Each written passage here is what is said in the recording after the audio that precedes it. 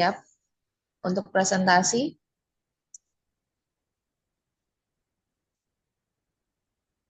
baik kita mulai. Bismillahirrahmanirrahim. Assalamualaikum warahmatullahi wabarakatuh. Waalaikumsalam Waalaikumsalam warahmatullahi warahmatullahi Waalaikumsalam wabarakatuh. warahmatullahi wabarakatuh.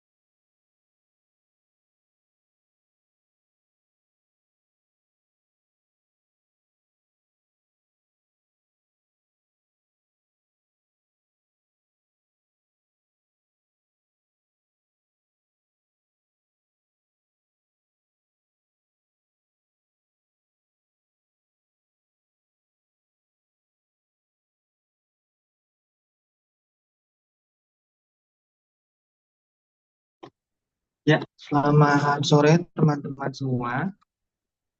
Apa suaranya terdengar dengan jelas?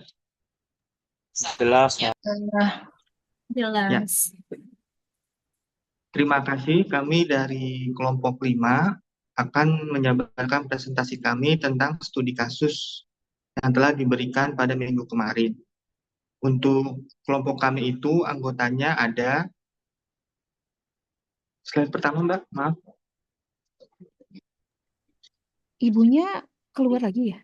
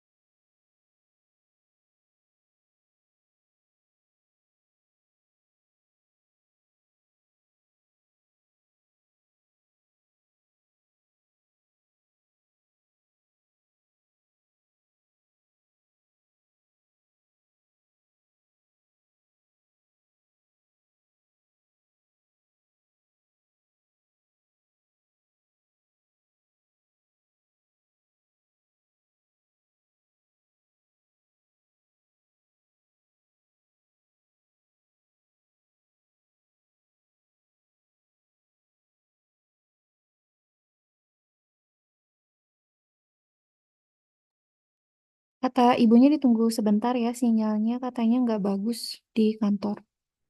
Ya, Kayaknya off kamera ya, soalnya nanti lempar terus.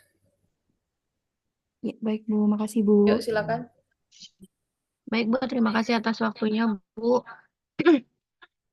Kami dari kelompok 5 yang beranggotakan 10 orang yaitu Ariana Atikusuma, Atika Stianingrum, Ayu Wulandari, Cynthia Ayu Melinski, Markus Evan Anggia, Maiga Kirana Eka, Mia Wahyuni, Miftahul Jana, Miftihani Rahmaningrum. Langsung saja ke soal nomor 1 ya Bu.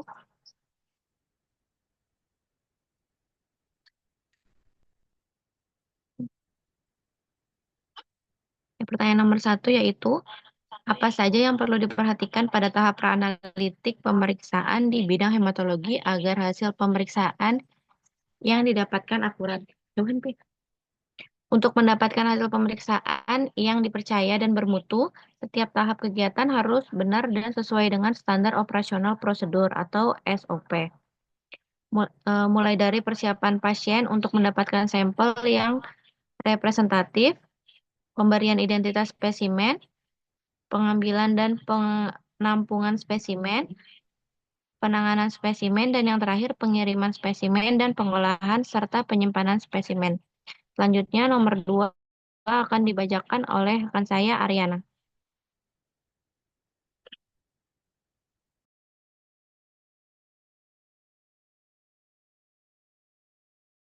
Halo, Assalamualaikum. Saya Ariana. Saya akan membacakan pertanyaan nomor 2.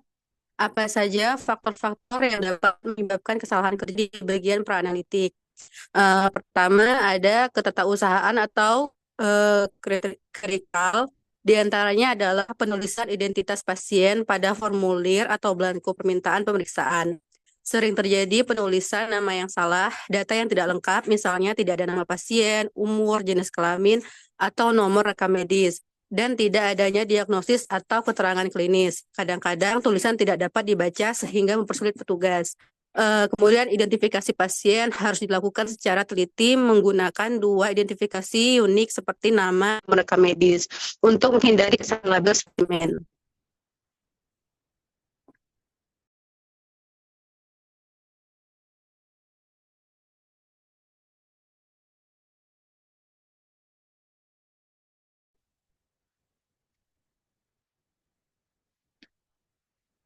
Selanjutnya, bagian B-nya itu persiapan pasien atau pasien preparasi. Sebelum pengambilan spesimen, harus dilakukan persiapan pasien untuk mendapatkan spesimen yang sesuai dengan jenis pemeriksaannya. Faktor-faktor pada pasien yang mempengaruhi hasil pemeriksaan yaitu 1. Kondisi fisiologis pasien, di mana keadaan pasien seperti posisi tubuh, stres, dan aktivitas fisik dapat mempengaruhi hasil pemeriksaan. Sebagai contoh, aktivitas fisik yang berlebihan dapat meningkatkan jumlah sel darah putih atau leukositosis. Sementara stres dapat mempengaruhi kadar hormon yang berpengaruh terhadap parameter darah. Yang kedua, puasa dan diet. Beberapa tes mungkin memerlukan kondisi puasa untuk mendapatkan hasil yang optimal, seperti pada tes gula darah dan lipid profile. Ketiga, pengaruh obat. Obat-obatan yang dikonsumsi pasien dapat mempengaruhi hasil pemeriksaan hematologi. Oleh karena itu, riwayat penggunaan obat harus dicatat sebelum pengambilan sampel. Yang keempat, siklus sirkadian. Beberapa parameter hematologi seperti kadar kortisol memiliki variasi harian, sehingga pengambilan sampel harus dilakukan pada waktu yang konsisten. Silakan selanjutnya. Kemudian faktor berikutnya ada pengumpulan spesimen. Spesimen yang akan diperiksa di laboratorium haruslah memenuhi persyaratan sebagai berikut. Yang pertama, jenisnya harus sesuai jenis pemeriksaan. Kedua, volumenya mencukupi. Ketiga, dalam kondisi baik, yakni tidak lisis, tidak kadaluarsa, tidak berubah warna, tidak berubah bentuk, dan steril untuk kultur kuman. Kemudian yang ketiga ada keempat ada pemakaian antikoagulan atau pengawet tepat. Yang kelima, ditampung dalam wadah yang memenuhi syarat. Yang terakhir, identitas benar sesuai dengan data pasien. Kemudian, faktor berikutnya ada penanganan spesimen. Yang pertama, hemolisis, yakni penggoyangan tabung yang terlalu kuat atau sentrifugasi yang salah dapat menyebabkan hemolisis yang mempengaruhi berbagai parameter seperti kadar hemoglobin, hematokrit, dan enzim. Kemudian pencampuran antikoagulan. Segera setelah pengambilan sampel, tabung darah yang berisi antikoagulan harus dicampur dengan cara mengaduk perlahan untuk mencegah pembentukan bekuan. Kemudian dilanjut oleh Mbak Cynthia. Faktor selanjutnya yaitu penyimpanan spesimen. Spesimen yang sudah diambil harus segera diperiksa karena stabilitas spesimen dapat berubah. Faktor-faktor yang dapat mempengaruhi stabilitas spesimen antara lain terjadi kontaminasi oleh kuman dan bahan kimia, terjadi metabolisme oleh sel-sel hidup pada spesimen, terjadi penguapan, pengaruh suhu, dan terkena sinar matahari. Suhu penyimpanan agar tidak terjadi hemolisis dan degradasi sel dapat disimpan pada suhu 2-8.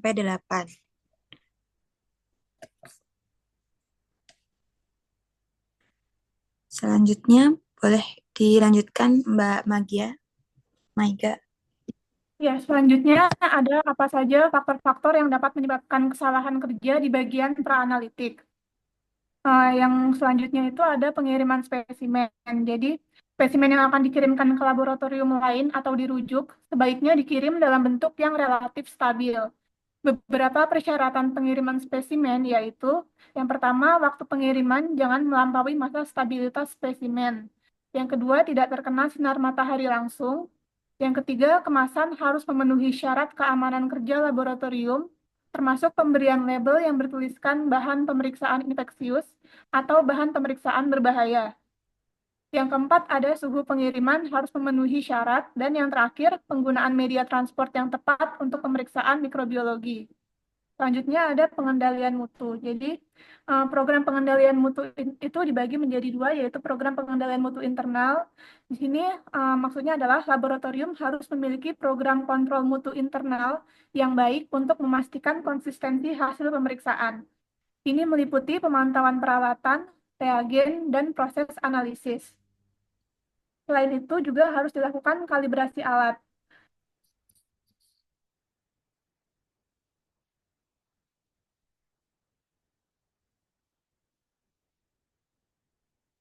Standar untuk menghindari. Baik, selanjutnya dilanjutkan oleh rekan saya.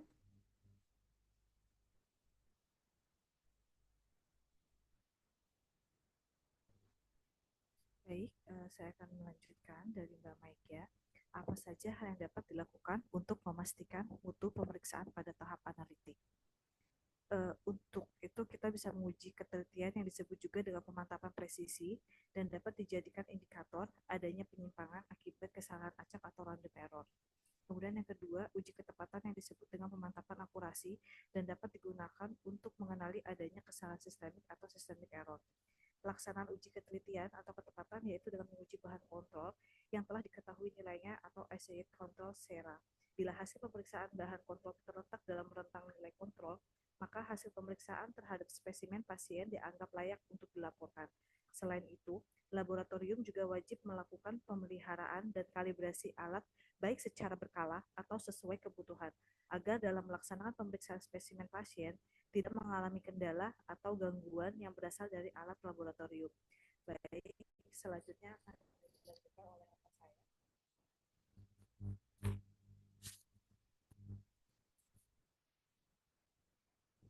Kak Miftah.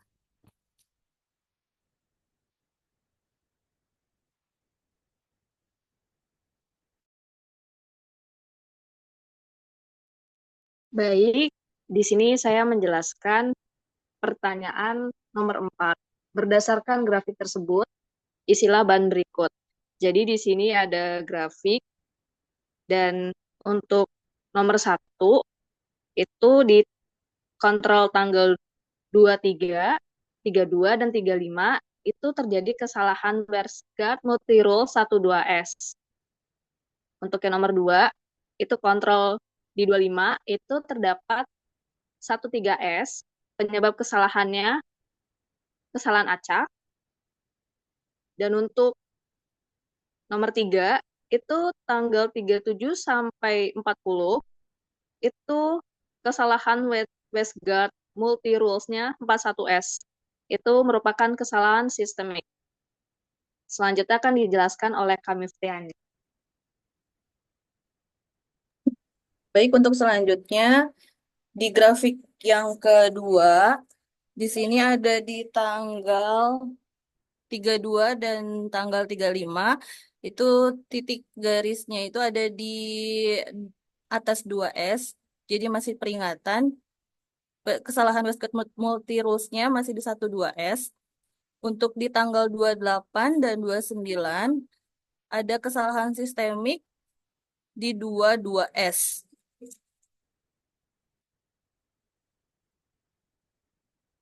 Next, Kak.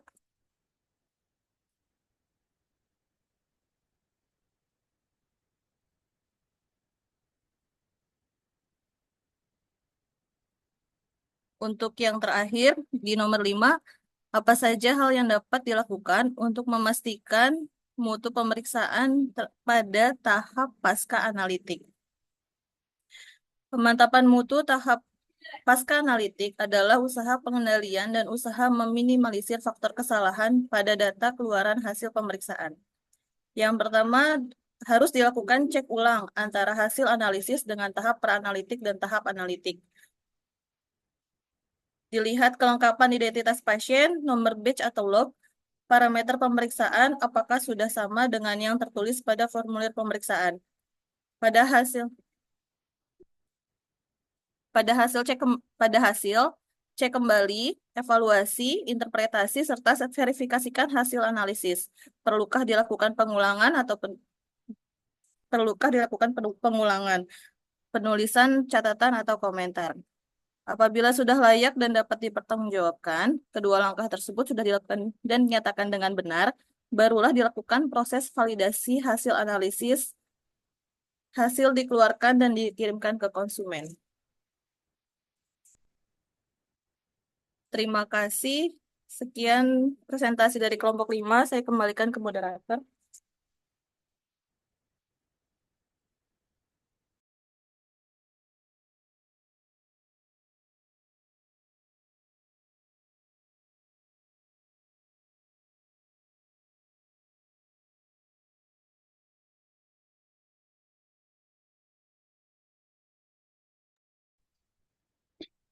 Ya, terima kasih untuk kelompok 5. Izin Bu Vira untuk pertanyaannya langsung atau langsung presentasi dengan kelompok lain, Bu? Ini aja kelompok berikutnya aja nggak apa-apa. Oh, baik. Jadi kelompok selanjutnya ya, teman-teman, kelompok 6 Tadi di baru 5 ya? Iya, Bu. Bentar ya, Kak. Tadi baru kelompok 5 kan? Iya, betul. Baru Iya, kelompok Bu. 5. Ya udah. Ya udah. Karena saya tadi kelempar jadi nggak dengar padahal penting banget. Ya udah nggak apa-apa. Sekarang kelompok 6 ya berarti ya? Iya, betul, Bu. Sekarang kelompok 6. Nggak apa-apa. Sambil saya lihat Ya, baik. yang sudah dikirim ke saya. Yuk lanjut. Maaf sebentar. Nanti kita jeda ya. Jadi 5 sampai 8 kita batasin sampai jam 5 gitu ya. Terus nanti jam 7 boleh lagi nggak? Atau mau yang itu yang jurnal besok? Terserah. Kalau boleh hari ini nggak apa-apa kali Bu. Besok ada mau balik ke Jakarta Bu. Oh, ya aku sih mah bebas. Nggak apa-apa, nggak apa-apa. Ya udah, nggak apa-apa. Kalau misalnya mau hari ini diselesaikan, tapi dijeda ya. Jadi nanti jam 7 kita Zoom lagi, kayak gitu. Bisa nggak? Gimana teman-teman Ya, untuk Bu. Biar Siap, Bu. nggak Bisa, Bu. Boleh, nggak apa-apa. ya, Boleh, ada Bu, istirahat nggak lah apa-apa. istilahnya, ada istirahat. Saya juga maksudnya posisi kan saya masih di kantor. Kalau saya sampai jam 7 malam, jam 8 udah di kantor, wah males banget saya. Maksud saya jam 5 kita berhenti off dulu, saya balik pulang ke rumah. Nah, nanti jam 7 kita mulai lagi Zoom-nya gitu. Siap, Bu. Ya, Bu. Ya, Bu. Siap. Ya, Oke, terima Bu. kasih pengertiannya. Silakan Ya, dilanjut. Bu.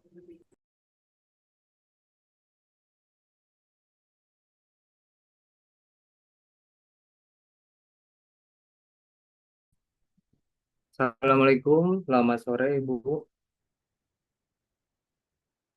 Saya Singgih dari kelompok 6, ingin memaparkan tentang sistem manajemen mutu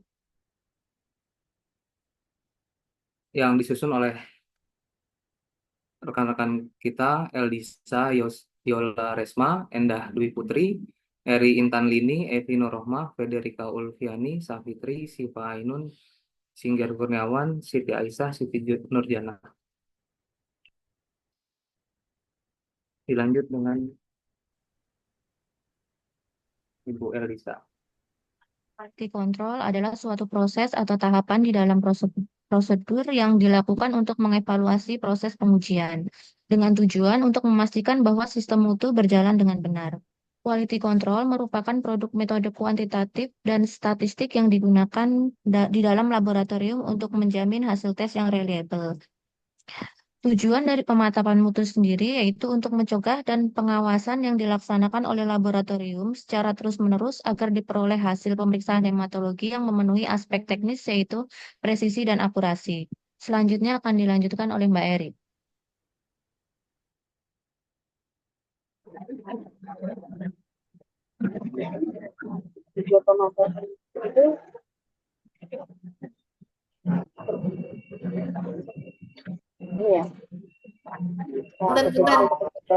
Mohon izin Ibu, Bapak Ibu mohon izin.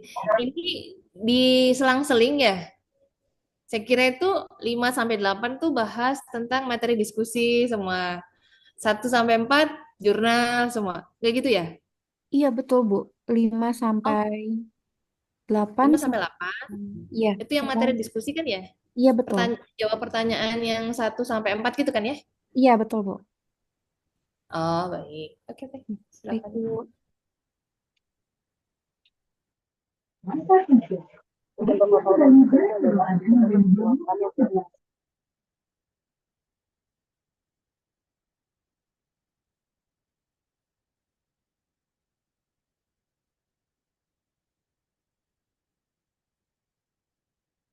Ya, silakan.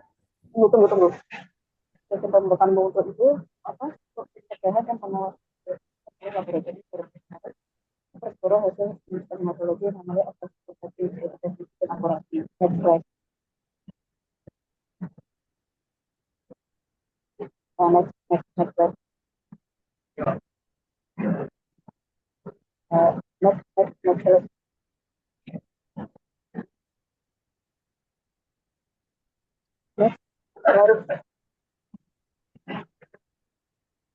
Next slide. Ini sudah cukup baca deh.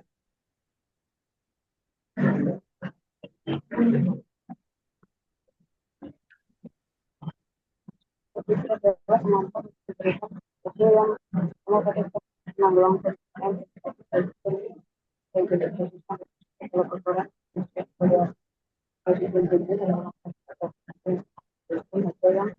seperti itu.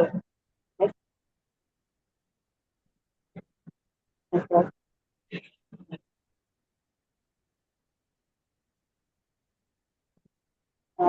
Akurasi adalah akurasi ketepatan informasi pemeriksaan dengan nilai data. Yang akurasi itu juga harus berdasarkan nilai sebenarnya karena ada hasil untuk tentang nilai tersebut dari hasil pemeriksaan di mana akurasi itu jadi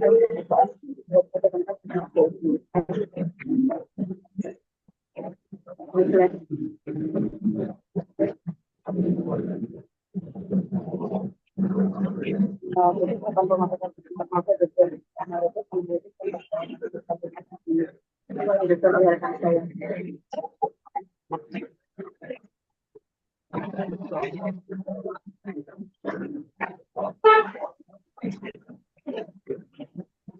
Lanjut juga orang.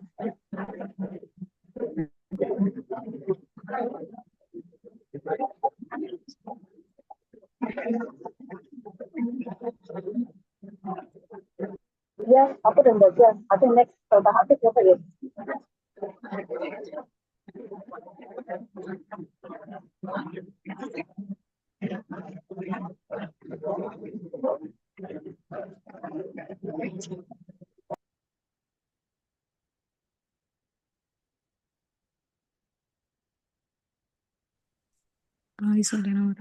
Selanjutnya, pertanyaan pertama, apa saja yang perlu diperhatikan pada tahap praanalitik pemeriksaan di bidang hematologi agar hasil pemeriksaan yang didapatkan itu akurat? Next, Mas. Kita tahu dulu tahap praanalitik itu adalah serangkaian kegiatan laboratorium yang dilakukan untuk mendapatkan spesimen pasien yang benar-benar representatif sesuai dengan keadaan pasien, tidak terjadi kekeliruan jenis spesimen, dan mencegah tertukarnya spesimen pasien satu dengan yang lainnya. Next. Nah, pada tahap praanalitik itu pertama tentu saja persiapan pasien ya. Dalam pemeriksaan hematologi rutin itu biasanya pasien itu memerlukan persiapan tidak perlu memerlukan persiapan khusus. Itu minum obat tertentu yang akan mengganggu hasil pemeriksaan. Lalu yang kedua itu pemberian identitas pada spesimen. Nah, pemberian identitas pada spesimen itu biasanya meliputi nama, lalu umur, jenis kelamin, nomor medrek pada pasien. Yang lebih amannya itu biasanya ada barcode-nya ya, agar tidak tertukar. Lalu yang ketiga itu pengambilan dan penampungan spesimen. Saat proses pengambilan darah itu tidak boleh ada clotting atau bekuan, atau tidak boleh juga terjadi hemolisis.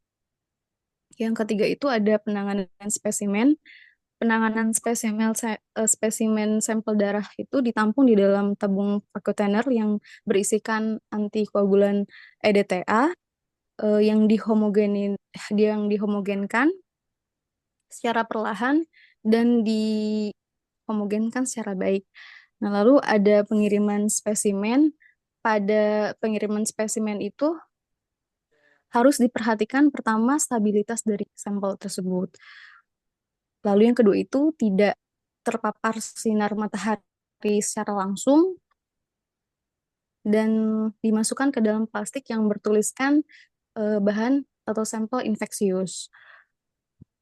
Lalu terakhir itu ada pengolahan dan penyimpanan spesimen, di mana sampel yang sudah diambil itu harus segera dilakukan pemeriksaan supaya tidak terjadi perubahan hasil.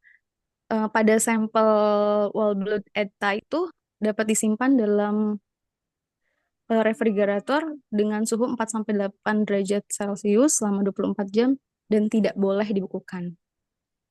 Next.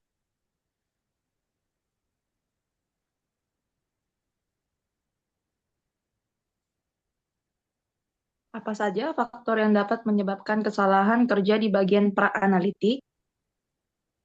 Next, Mas. 6 faktor yang dapat mempengaruhi kesalahan di tahap praanalitik. Yang pertama adalah persiapan pasien. Di persiapan pasien ini kita harus menanyakan pasien sedang konsumsi obat apa dan memastikan lagi nama dan tanggal lahir pasien. Yang kedua, pemberian identitas spesimen. Harus menggunakan barcode agar lebih aman, kalau tidak punya memuat nama, jenis spesimen, tanggal pengambilan spesimen. Yang ketiga yaitu pengambilan dan penampungan spesimen. Harus disediakan tabung yang sesuai dengan permintaan tesnya. Yang keempat, penanganan spesimen. Itu harus mengecek volume cukup atau tidaknya. Yang kelima, pengiriman spesimen. Jika pemeriksaan koagulasi harus segera dikirim. Memperhatikan cara pengirimannya, wadahnya, dan suhunya. Yang keenam, pengolahan dan penyimpanan spesimen. Ini harus memperhatikan ada bekuan atau tidaknya. Kalau pasien cold agglutinin harus diangetin sampelnya terlebih dahulu.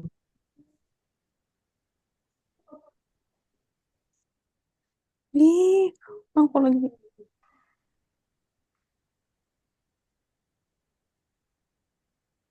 Selanjutnya, Mbak Safitri. Selanjutnya, soal selanjutnya, apa saja hal yang dapat dilakukan untuk memastikan pemeriksaan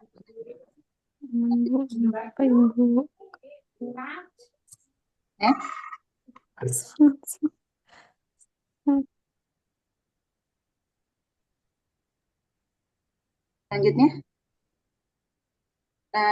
di tahap analitik ini pertama itu ada pemeriksaan spesimen, pemeliharaan dan lalu ada uji kualitas reagen, lalu ada uji ketelitian, dan ketepatan atau quality control. Bikin gue sumpah. Iya, aduh. Jangan kamar aja mas. Ya ada suaranya juga Mbak Sakit. Selanjutnya, Mas, next. untuk pemeliharaan dan kalibrasi alat, kita harus punya checklist pemantauan, daily maintenance plan, dan cek suhu pantau. Yang kedua, untuk uji kualitas reagen, lihat ED-nya dan open stability-nya. Lalu diperhatikan juga suhu penyimpanannya. Lalu dilihat wadahnya ada yang cacat atau tidaknya. Dan juga boleh kena cahaya atau tidak. Lalu cara pelarutannya sudah benar atau untuk ketiga, itu ada uji ketelitian. Nilai pada sampel yang sama seharusnya tidak beda jauh saat diukur. Yang keempat, ada uji ketepatan. Next. Untuk selanjutnya dilanjutkan dengan Mbak Aisyah. Baik. Baik. Selanjutnya adalah grafik kontrol levigenin. Pengenalan kartu kontrol yang pertama di laboratorium klinik dilakukan oleh Levi Jennings pada tahun 1950 dengan menggunakan prosedur pemantapan mutu yang dikembangkan oleh Seward untuk industri ke dalam laboratorium klinik. Penilaian akurasi serta presisi belum cukup untuk menggambarkan kualitas hasil pemeriksaan. Sangat penting untuk menilai distribusi data kontrol. Dengan demikian kita dapat mendeteksi antara lain data yang keluar batas no kontrol atau kesalahan acak, dua pola kecenderungan, tren dan bias atau kesalahan sistemik. Secara umum sistem ini menggunakan nilai rata-rata atau mean dan standar deviasi atau SD dari seri pemeriksaan bahan kontrol yang diperoleh selama periode tertentu. Next, Mas. Next.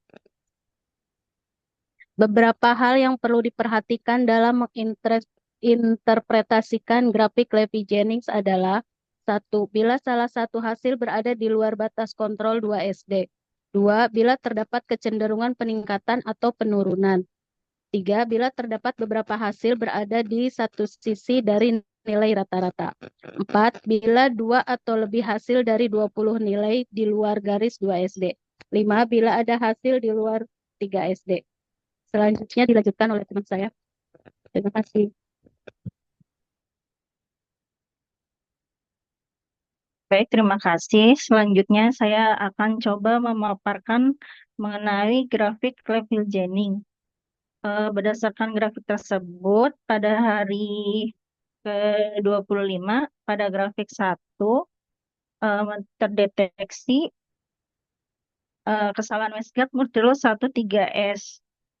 Penyebab kesalahannya yaitu kesalahan acak atau ada kesalahan pengukuran. Pada hari ke-32 grafik 1 ada kesalahan Westgard Multirole 12S. Penyebab kesalahannya adalah masalah pada instrumen atau malfungsi metode. Pada hari ke-28 dan ke-29 pada hari ke-37, 38, 39, dan 40 grafik pertama ada kesalahan Westgard Multirole 41S. Penyebab kesalahannya yaitu systematic error, kemungkinan kalibrator atau alat mengalami error. Pada hari selanjutnya, grafik kedua, hari ke-28 dan 29 terjadi kesalahan 22S. Mendeteksi adanya kesalahan sistematik, kemungkinan permasalahan ada pada bahan kontrol yang digunakan. Pada hari ke-32 dan ke-35 terjadi kesalahan Westgard Multirole 12S. Hal itu penyebabnya adalah adanya masalah pada instrumen atau malfungsi metode. Selanjutnya, akan dipaparkan oleh teman saya. Terima kasih. Baik, terima kasih Mbak Epi. Selanjutnya, apa saja hal yang dapat dilakukan untuk memastikan mutu pemeriksaan pada tahap pasca analitik? Next. Tahap pasca analitik sendiri merupakan tahap akhir dari keseluruhan proses pengujian dan melibatkan evaluasi hasil uji laboratorium, merilis hasil uji secara tepat waktu kepada individu yang tepat, khususnya hasil yang kritis, dan modifikasi, anotasi, atau pencabutan hasil sebagaimana diperlukan untuk mendukung pengambilan keputusan klinis. Next. Kesalahan pada tahap pasca analitis sendiri dapat berkisar antara 15% sampai 20%. Meskipun tingkat kesalahan tersebut lebih kecil dibandingkan dengan tahapan pra-analitik, akan tetapi tahapan pasca analitik tetap memegang peranan penting. Selanjutnya akan dijelaskan oleh Mas Singgih.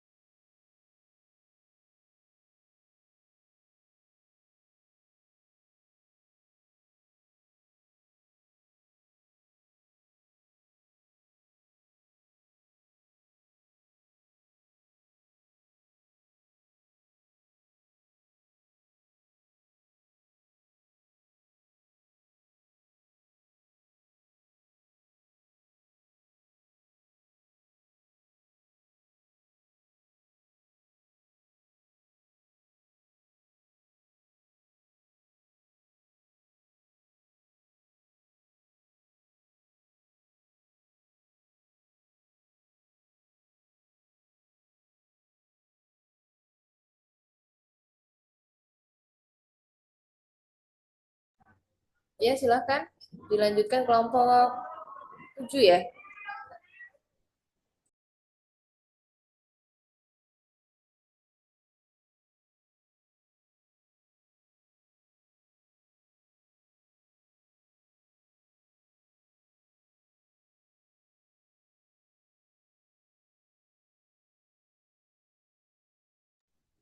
Baik, saya lanjut ya.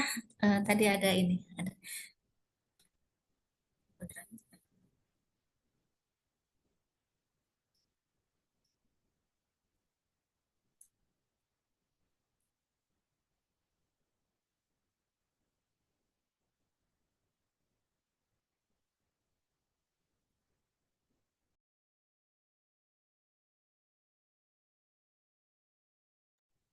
Ya, tahap pasca analitik sendiri di sini ada penulisan hasil, ada interpretasi hasil, dan laporan hasil. Pada penulisan hasil, walaupun terkesan sepele, tapi di sini sering sekali ya kita menemukan kesalahan pada penulisan hasil.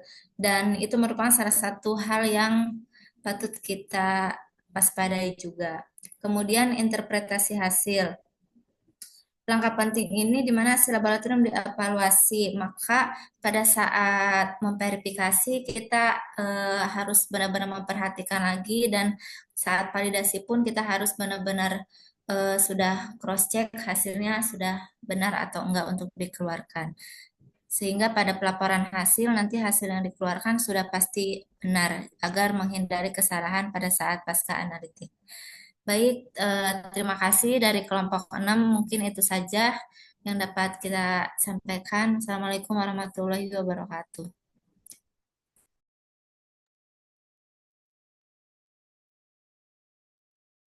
Waalaikumsalam Waalaikumsalam. warahmatullahi wabarakatuh.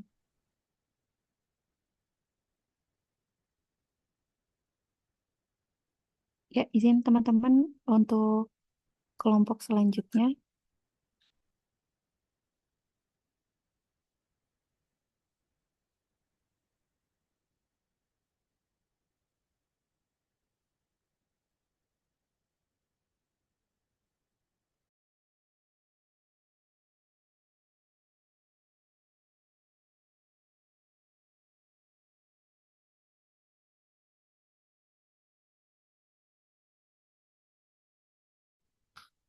Baik. Assalamualaikum warahmatullahi wabarakatuh. Selamat sore, rekan-rekan. Mohon izin, kami dari kelompok 7 beranggotakan saya sendiri, Gilang Abimanyu, kemudian Yanti, Herlin, Iin, Inarani, Reza, Rini, Riani, Ruhiansyah, akan mencoba mempresentasikan untuk soal sistem manajemen mutu hematologi. Sejumlah penelitian menunjukkan bahwa sebagian besar kesalahan berasal dari tahap praanalitik. Kesalahan praanalitik menyumbang 70% dari semua kesalahan di laboratorium klinis. Mayoritas timbul dari kesalahan persiapan pasien, kesalahan sampel, kesalahan transportasi, kesalahan dalam analisis, dan penyimpanan sampel. Beberapa hal yang termasuk kesalahan praanalitik antara lain sampel hemolisis, volume spesimen kurang, tulisan tangan tidak terbaca, salah spesimen, spesimen terdapat bekuan, kesalahan vakum tenor, atau jenis antikoagulan, dan rasio volume spesimen. Jadi berikut adalah faktor-faktor yang mempengaruhi tahapan praanalitik, akan dilanjutkan oleh rekan saya. Untuk tahap praanalitik, yang pertama yang perlu diperhatikan yaitu persiapan pasien, yang kedua pengambilan spesimen, yang ketiga transportasi spesimen. Next, Kak. Tahapan praanalitik pemeriksaan di bidang hematologi banyak yang perlu diperhatikan, antara lain yang pertama persiapan pasien. Contohnya pada persiapan pasien itu perlu diperhatikan apakah dalam pemeriksaan tersebut perlu puasa atau tidak. Contohnya dalam bidang hematologi ada pemeriksaan agregasi trombosit dan iron. Pada pemeriksaan tersebut pasien perlu puasa 10-12 jam. Yang kedua, pemberian identitas pasien. Yang perlu ada di dalam EDTA itu biasanya ada nama, tanggal lahir, jenis kelamin, nomor rekam medis. Minimal ada 2 identitas pasien di dalam label tersebut, yaitu ada nama dan tanggal lahir. Next, Kak. Kemudian pengambilan dan penampungan spesimen. Yang perlu diperhatikan juga yaitu urutan tabung pengambilan sampel darah harus sesuai. Kemudian gunakan antikoagulan yang sesuai dan pastikan perbandingan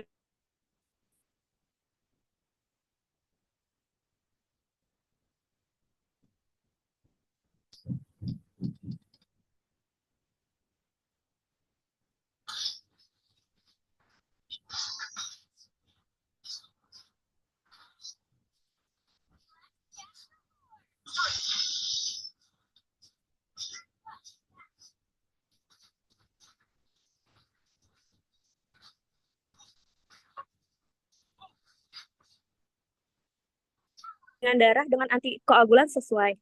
Contohnya,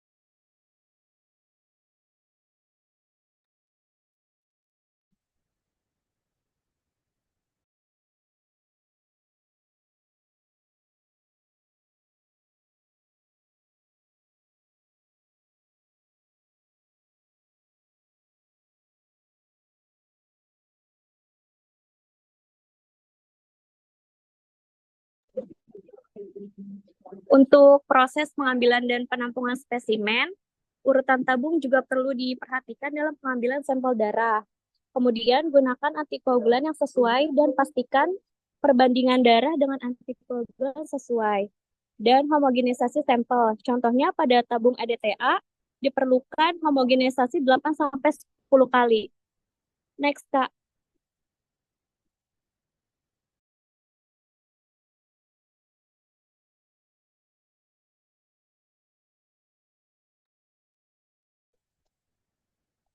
Selanjutnya ada penanganan spesimen.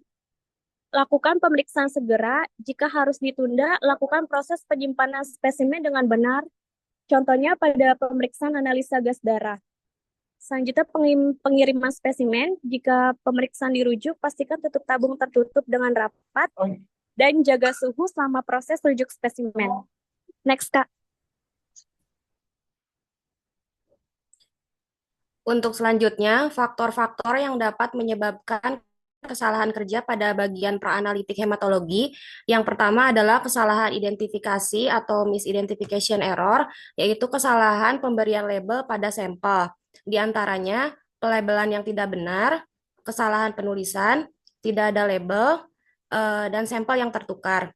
Yang kedua, jenis sampel yang salah atau incorrect sample type, yaitu kesalahan dalam memilih jenis wadah atau tabung yang digunakan untuk mengumpulkan sampel darah yang tidak sesuai dengan jenis pengujian yang akan dilakukan. Misalnya, pemeriksaan hematologi menggunakan tabung tanpa antikoagulan atau tabung dengan antikoagulan lain. Yang ketiga, volume spesimen yang tidak sesuai atau incorrect fill level, di mana spesimen terlalu sedikit atau underfilling atau spesimen yang terlalu banyak atau overfilling. Untuk selanjutnya akan dijelaskan oleh Mbak Herlin. Untuk selanjutnya, faktor-faktornya yaitu sampel hemolisis atau sampel beku. Yang kelima, ketidaktepatan transportasi dan penyimpanan.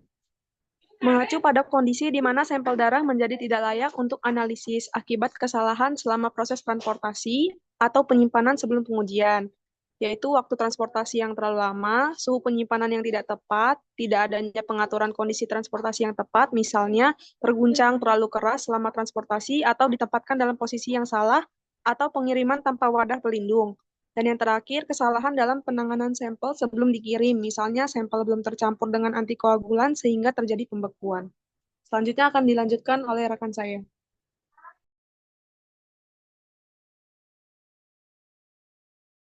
Hal nomor 3, pertanyaannya, hal yang dapat dilakukan untuk memastikan mutu pemeriksaan pada tahap analitik. Pertama, spesimen yang dikerjakan harus benar sampel dan benar pemeriksaan. Kedua, pemeliharaan dan kalibrasi alat secara berkala. Ketiga, penggunaan reagen yang berkualitas, yang dilihat masa expirednya juga. Keempat, mempunyai standar operasional prosedur atau SOP. Kelima, kompetensi teknisi yang baik. Keenam, dokumentasi yang baik. Ketujuh, quality control pemeriksaan, termasuk pemantapan mutu internal dan pemantapan mutu eksternal.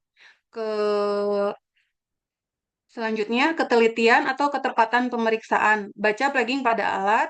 Untuk hasil abnormal, dilakukan konfirmasi dengan pemeriksaan manual. Pada platelet clamping, lakukan proses pengambilan sampel ulang dengan menggunakan antikoagulan sitrat atau hasil platelet yang didapatkan dari alat dikalikan 1,1. Selanjutnya, melakukan evaluasi berkala untuk identifikasi yang perlu perbaikan. Selanjutnya akan dipaparkan oleh teman saya. Ya, untuk selanjutnya mungkin ini kita akan perhatikan grafik leveraging ya. Ini adalah bagian dari praanalitik, dari analitik, maaf, bukan praanalitik. Di sini kita perhatikan ini ada dua ya. Ada dua kontrol yang telah kita jalankan. Yang pertama ini adalah kontrol 1. Di sini sudah disebutkan ya high atau low-nya ya. Kemudian yang kedua adalah level 2.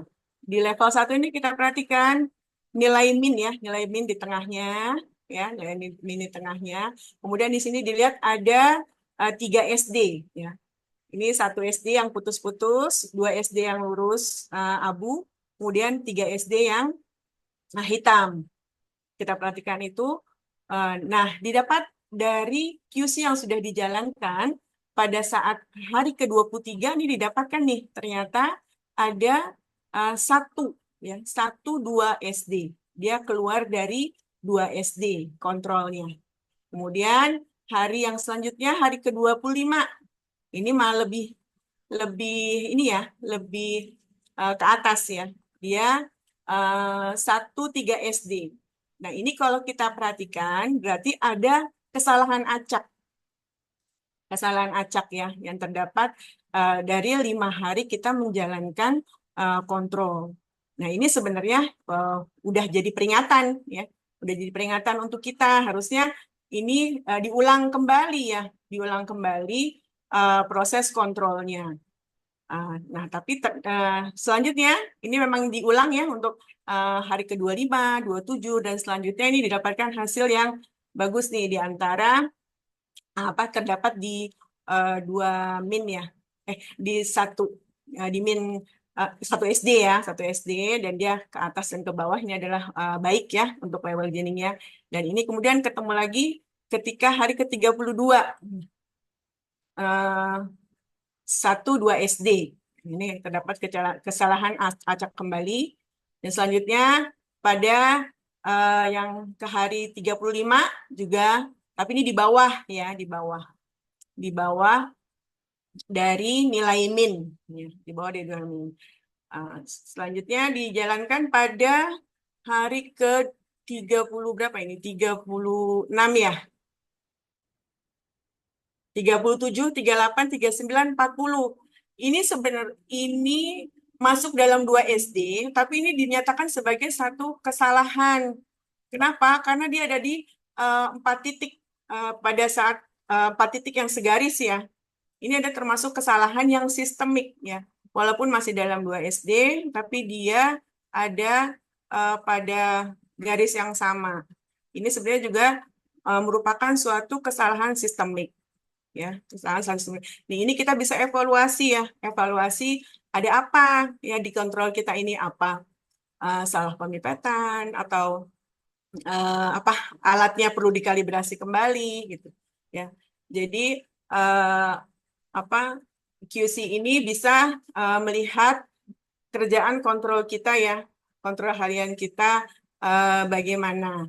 Mungkin bisa dilanjut oleh Mbak Rini, silakan untuk evaluasi.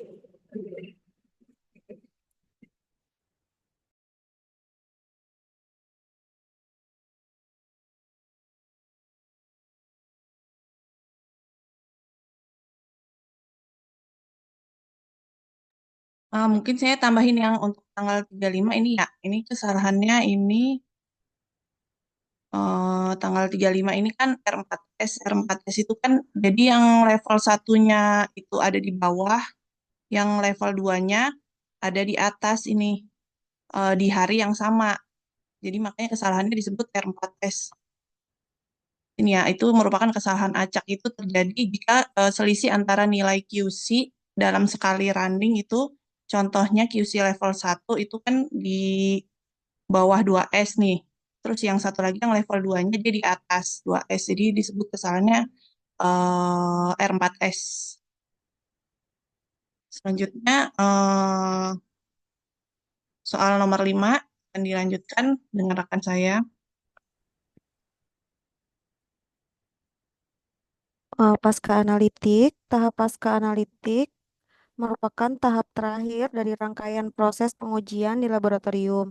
Kesalahan tahap pasca analitik sangat sedikit, tetapi terkadang menjadi kritis ketika terjadi kesalahan seperti pelaporan hasil yang salah, keterlambatan dalam hasil pelaporan. Kesalahan pada tahap ini berkisar antara 15-20%. Walaupun tingkat kesalahan ini lebih kecil dari preanalitik atau analitik, tetapi tetap memegang peranan yang penting. Selanjutnya dilanjutkan dengan Mas Reza. Berikutnya, apa saja hal yang dapat dilakukan untuk memastikan mutu pemeriksaan pada tahap pasca analitik? Yang pertama ada perhitungan dan penulisan hasil. Untuk ini, perhitungan harus benar sesuai literatur yang valid dengan metode pemeriksaan yang dilakukan. penulisan hasil uji lab ini yang berupa angka, maka perlu disesuaikan mengenai desimal angka dan satuan yang digunakan. Yang kedua, ada interpretasi hasil. Pada interpretasi hasil ini, hasil pemeriksaan laboratorium hal utama yang harus diperhatikan yaitu umur atau jenis kelamin serta kondisi pasiennya. Berikutnya ada pelaporan hasil. Untuk pelaporan hasil, jika ditemukan nilai kritis, segera laporkan hasil pemeriksaan tersebut ke dokter DPJP. Keterlambatan pelaporan hasil dapat menghambat diagnostik dan pengobatan pasien. Berikutnya ada dokumentasi atau arsip. Untuk dokumen yang diarsipkan harus lengkap, jelas, dan mudah digunakan ketika dibutuhkan untuk kepentingan pasien dan pihak terkait. Next. Berikutnya, cara mengatasi kesalahan pada tahap pasca analitik yaitu dengan menggunakan LIS atau disebut Laboratorium Sistem Informasi. Dengan adanya sistem informasi lab ini, maka kesalahan dalam menginput data dapat dikurangi. Karena penginputan data pasien cukup dilakukan 1 kali di ruang pendaftaran pasien dan datanya sudah dapat dilihat di ruang pemeriksaan. Teknisi laboratorium bagian pemeriksaan tidak perlu lagi untuk menginput data pasien, hanya menginput hasil uji laboratorium saja. Sekian dari kelompok kami, mohon maaf ada kekurangan. Sekian, terima kasih.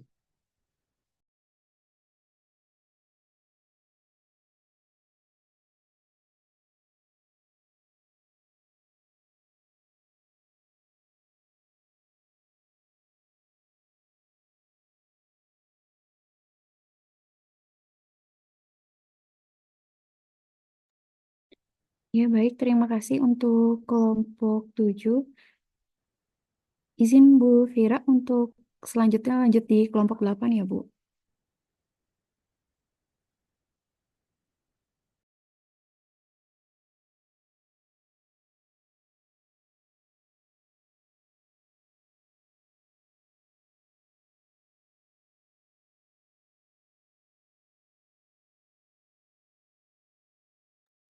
Apakah sudah terlihat? Sudah, Mbak. Sudah, Mbak. Ya, baik. Kepada baik. dipersilahkan. Ya. Assalamualaikum warahmatullahi wabarakatuh. Kami dari kelompok 8 ingin mempresentasikan untuk sistem manajemen mutu hematologi. Lanjut.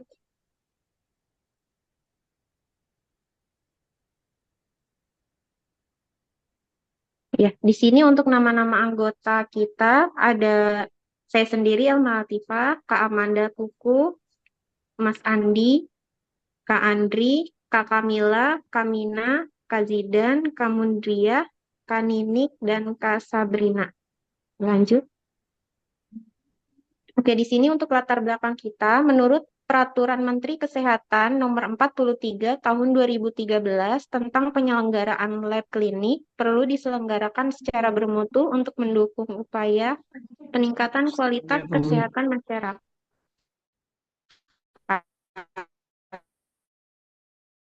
Yang dilakukan untuk menjamin ketelitian dan ketepatan hasil pemeriksaan laboratorium. Kegiatan pemantapan mutu terdiri ada PMI itu pemantapan mutu internal dan PME dari pemantapan mutu eksternal. Lanjut. Kemudian untuk pemantapan mutu internal itu merupakan kegiatan pencegahan pengawasan yang dilakukan oleh lab untuk mengendalikan dan mengetahui penyimpangan hasil lab agar segera diperbaiki. Dan di sini ada 3 tahap pemantapan mutu internal. Yang pertama itu ada yang tahap pra-analitik, kedua analitik, dan selanjutnya pasca analitik. Di sini ada tahap pra-analitik dilanjut oleh Kak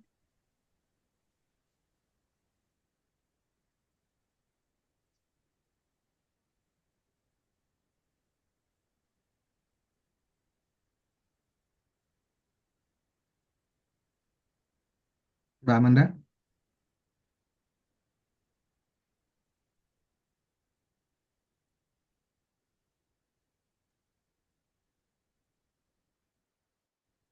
Ya, di sini ada apa saja yang perlu diperhatikan pada tahap praanalitik pemeriksaan di bidang hematologi agar hasil pemeriksaan yang didapat akurat. Hal yang perlu diperhatikan pada tahap praanalitik yaitu merupakan serangkaian kegiatan laboratorium sebelum dilakukan pemeriksaan spesimen. Pada tahap ini, agar mendapatkan hasil pemeriksaan yang akurat, perlu diperhatikan hal-hal berikut. Yang pertama, ada persiapan pasien. Faktornya seperti aktivitas fisik, posisi tubuh, dan puasa sebelum pengambilan sampel. Dapat mempengaruhi hasil aktivitas fisik berat, dapat meningkatkan hitungan leukosit dan trombosit, serta menurunkan kadar hemoglobin dan hematokrit. Kemudian yang kedua ada administrasi permintaan pemeriksaan laboratorium. Administrasi seperti nama pasien, nomor telepon, dokter pengirim, diagnosa, dan perjanjian pengambilan hasil. Permintaan tes atau pilihan tes yang salah, kemudian formulir permintaan laboratorium yang tidak lengkap, sehingga bisa mengakibatkan pemeriksaan menjadi tidak akurat karena pemeriksaan yang seharusnya dipilih tidak dikerjakan karena salah pengisian form permintaan. Kemudian yang ketiga ada pengambilan sampel, yaitu pengambilan darah yang tidak tepat seperti menggunakan tourniquet terlalu lama atau pengambilan darah di dekat area infus dapat menyebabkan hasil yang salah. Misalnya, statis vena selama 1 hingga 3 menit dapat mengakibatkan HB, hematokrit, dan jumlah eritrosit yang meningkat.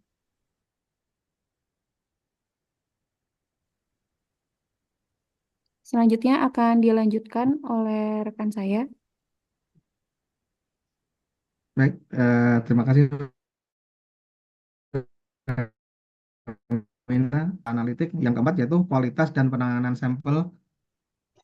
Itu penggunaan antikoagulan yang tepat seperti EDTA penting untuk memastikan hasil yang benar. Pengisian tabung yang terlalu banyak atau terlalu sedikit dapat menyebabkan kesalahan seperti pseudotrombositopenia atau pseudopolisitopenia. Terus kemudian yang kelima yaitu transportasi sampel. Waktu dan kondisi pengiriman sampel sangat penting. Sampel darah lengkap atau rutin CBC idealnya harus dianalisa dalam waktu 6 jam setelah pengambilan untuk memastikan morfologi sel yang tetap utuh. Berikutnya, lanjut. Nah, apa saja faktor-faktor yang dapat menyebabkan kesalahan kerja di bagian beranalitik? Nah, faktor-faktor kesalahan tersebut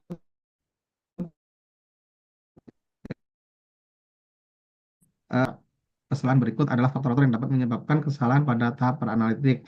Yang pertama, kesalahan permintaan pemeriksaan dan formulir yang tidak lengkap. Yang kedua, kesalahan identifikasi sampel. Yang ketiga, penggunaan alat atau jarum yang tidak memadai. Yang keempat, urutan pengambilan yang salah dan pemasangan tourniquet yang terlalu lama. Yang kelima, penggunaan tabung aditif yang salah, pengumpulan sampel yang tidak sesuai dari segi kualitas atau kuantitas. Yang keenam, pencampuran sampel yang tidak tepat. Selanjutnya, dari tahap analitik akan disampaikan oleh Bu Andri. Terima kasih. Apa saja hal yang dapat dilakukan untuk memastikan mutu pemeriksaan pada tahap analitik? Selanjutnya, mutu pemeriksaan pada tahap analitik untuk mendapatkan mutu yang baik sesuai yang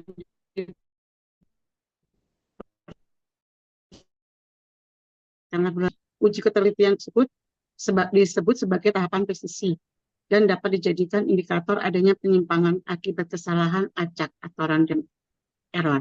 Uji ketepatan disebut juga pemantapan akurasi dan dapat digunakan untuk mengenali adanya kesalahan sistemik. Tahap analitik merupakan proses yang sangat penting sehingga perlu diperhatikan beberapa hal sebagai berikut. Reagensia, peralatan atau instrumen, kontrol dan bakuan atau kontrol dan standar, metode analitik atau analytical method, dan ahli teknologi. Next. Kesalahan yang dapat jadi selama proses analitik yaitu proses pemeriksaan laboratorium dibagi menjadi dua. Satu, kesalahan acak atau random error, yang menyebabkan presisi hasil pemeriksaan kurang baik yang disebabkan oleh kepekaan suhu, arus atau tegangan listrik, waktu inkubasi, proses pemeriksaan, dan cara pemupetan. Munculnya gelembung pada reagensia, ketidakstabilan alat, variasi dari tiap operator, contohnya variasi volume saat memipet sampel.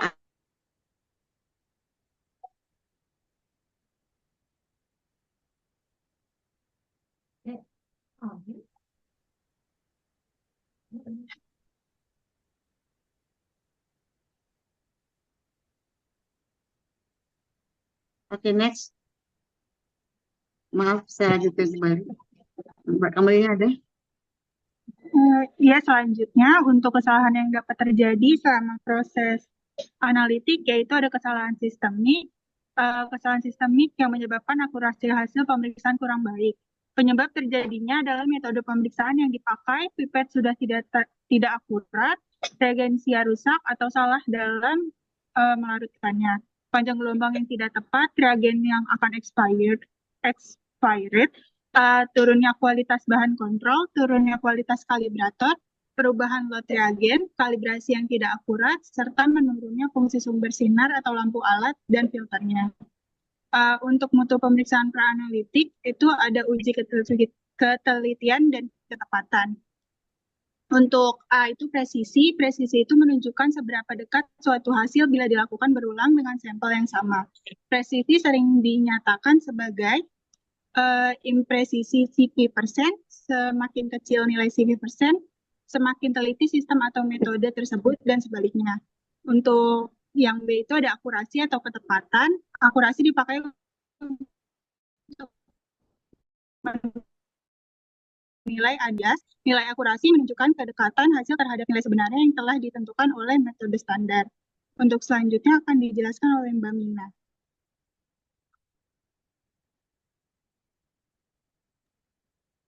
Oke, baik.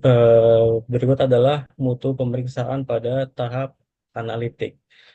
Seperti yang dijelaskan rekan saya sebelumnya, yang pertama adalah akurasi. Bisa kita rumuskan sebagai D atau kita sebut bias dalam persen. Rumusnya adalah nilai rata-rata laboratorium dikurangi nilai target, eh, kemudian dibagi nilai target dikali 100. Kemudian untuk presisi yaitu CV atau koefisien variasi dalam persen sama dengan SD dibagi rata-rata kemudian dikali 100. Selanjutnya, mutu pemeriksaan pada tahap analitik untuk nilai persen koefisien variasi atau KV atau CV dan juga persen bias dalam lambang D pada setiap parameter dibandingkan dengan persen koefisien variasi dan persen bias yang diizinkan berdasarkan variasi biologis. Kita bisa ambil dari CLIA atau Rico's variation. Kemudian untuk nilai persen bias maupun persen koefisien variasi yang melebihi nilai yang diizinkan dalam batas sumber di atas dianggap sebagai indikasi terjadi kesalahan acak maupun sistemik. Kesalahan acak dan sistemik juga dapat dinilai berdasarkan distribusi data kontrol yang dinyatakan dalam grafik LG atau Leaf Visioning menggunakan aturan Westcott.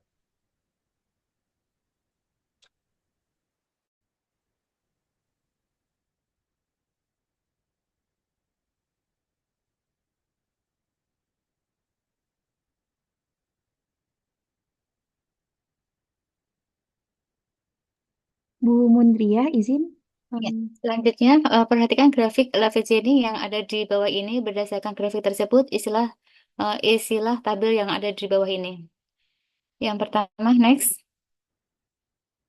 Grafiknya, Mbak, izin. Dari grafik Lafayette ini tersebut untuk mengidentifikasi kesalahan berdasarkan aturan multi-rules WSGAT, kita harus memperhatikan pola-pola data yang menyimpang dari batas kendali atau tren yang tidak normal. Next. Nah, evaluasi grafik Lewis-Jennings berikut aturan WSGAT yang dan bagaimana skala adalah 1 2 S rule. Misalnya 1 titik ada di luar 1 SD. Ini berarti adalah peringatan. Untuk yang kedua adalah 1 3S rule. 1 titik ada di luar SD berarti ditolak. Dari data tersebut tidak diterima. Yang ketiga adalah 2 2S rule. 2 titik data berturut-turut di luar 2 SD, baik di sisi yang sama atau berlawanan. Yang keempat adalah R4S rule. Perbedaan antara 2 titik berturut-turut lebih dari 4 SD, misalnya 1 titik lebih dari 2 SD dan satu lagi di bawah 2 SD. Yang kelima adalah 1S rule. 4 titik berturut-turut yang berada di sisi yang sama di luar 1 SD. Yang selanjutnya adalah 10 kali rule. 10 titik berturut-turut di sisi yang sama dari rata-rata. Next, selanjutnya akan dibacakan oleh Mbak Nini. Baik, terima kasih. Selanjutnya yaitu grafik di beginning chart evaluasi. Ini ada 1 2S di 23 itu peringatan penyebabnya bisa random error atau systematic error. Karena levelnya berada di range maka dapat dilanjutkan karena warning ya. Lalu ada 1 3S ini outlier, dia penyimpangannya besar. Ini random error dan ini ditolak, harus dicari penyebabnya apa. Lalu kemudian 2 2S ini penyimpangannya ada dalam 2 hari. Dia berada ada 2 di bahan kontrol, ada 2 kesalahan di bahan kontrol sehingga ini systematic error, sehingga ditolak. Next. Baik. Selanjutnya di 2 2S masih sama, kita temukan lagi 2 2S, ada 2 ya. Lalu ada R4S dari 2, dia dari di bawah itu 2 SD, lalu dia ke atas di plus 2 SD. Lalu ada 4 kali berturut-turut 4 1S, nilai Q-nya berada di atas 1S. Next. Baik, kita bisa lihat di sini ada tabel Westgaard di bawahnya ya, ada warning itu di 1 1S, action harus kita lakukan itu di 2 2S, 4 1S, 10 kali 1 3S, 4S, bahkan ada di trend. Lalu ada kita bisa lihat juga jika kesalahan-kesalahan ini dikatakan sistematik atau acak, ini ada kesalahan acak itu 1 3S dan R4S. Lalu kesalahan sistematik di 2 2S, 4 1S, 10 kali trend dan save. Dari data yang kita lihat dari soal tadi, kita lihat bahwa ada 1 2S, 1 3S, 2 2S, 4S, dan 4 1S. Jadi kita bisa menemukan di situ bahwa ada warning. Kalau warning kita bisa lanjut ke sampel, tapi kalau sudah harus action di kesalahan acak juga kita temukan di 1 3S dan R4S.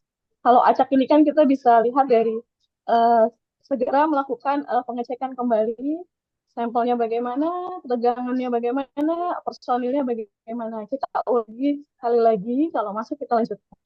Lalu kalau sudah di systematic error, tadi ada di soal ditemukan 22S, 22S dan 22S ya, dan 41S ya. Nah, ini kalau sudah systematic error, biasanya itu penyebabnya ada di alat kontrol atau kalibratornya tidak masuk. Kontrol, kalau alat kita harus tahu penyebabnya, kita kalibrasi ulang, lalu kita cek lagi lotnya. Kalau sudah masuk kita ulang lagi QC, masuk kita running. Tapi terkadang ada systematic error itu dia memang merupakan pergeseran nilai min dan CV. Jadi kita bisa bertanya kepada pemilik material QC bahwa apakah itu dari peer group-nya, maksudnya dari seluruh populasi yang menggunakan alat tersebut, apakah sama dengan milik kita, terjadi pergeseran biasanya sampai 20 kali ke atas, itu masih trennya di atas terus gitu ya, atau di bawah terus, tapi masih masuk ke dalam 2SP, itu kita bisa bertanya kepada pemiliknya, atau mungkin kalau kita yang ikut Worldwide Report kita bisa lihat data di situ dari Feedbook itu sebenarnya mereka juga apa namanya ada pergeseran nilai min atau entry dan CV-nya tidak. Kalau memang ada pergeseran, artinya alat kita masih baik dan bisa running. Next.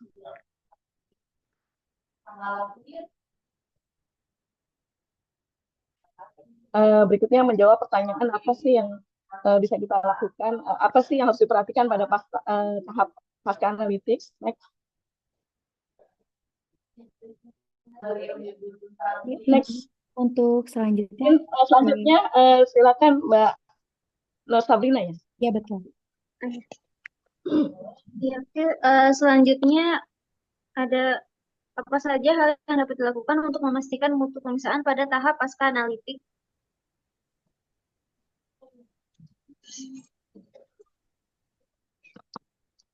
Kegiatan laboratorium yang dilakukan pemeriksaan diserahkan kepada pasien. Dilakukan pengecekan ulang, yaitu penulisan hasil, perhitungan hasil, interpretasi hasil, dan pelaporan hasil.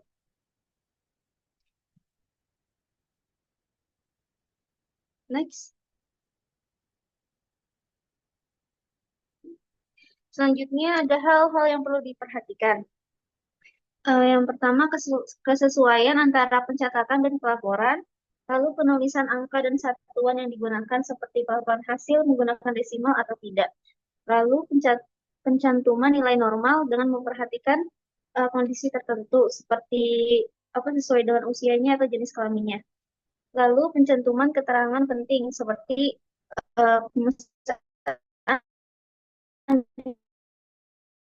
dilakukan dua pasien, lalu dokumentasi berhubungan dengan pencatatan setiap hasil pemeriksaan di laboratorium secara rapi, jelas, dan lengkap. Lalu ada buku ekspedisi di dalam dan di luar, diperlukan untuk telusur jika ada kasus sampel yang hilang atau tertukar. Selanjutnya akan dibacakan oleh Kak Amanda.